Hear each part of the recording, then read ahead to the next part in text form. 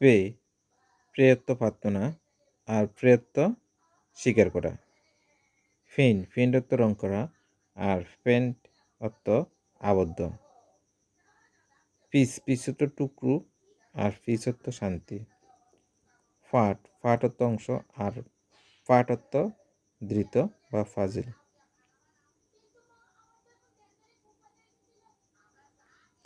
PT অর্থ অনুকম্পা বা দয়া আর পাইটি অর্থ ঈশ্বর ভক্তি।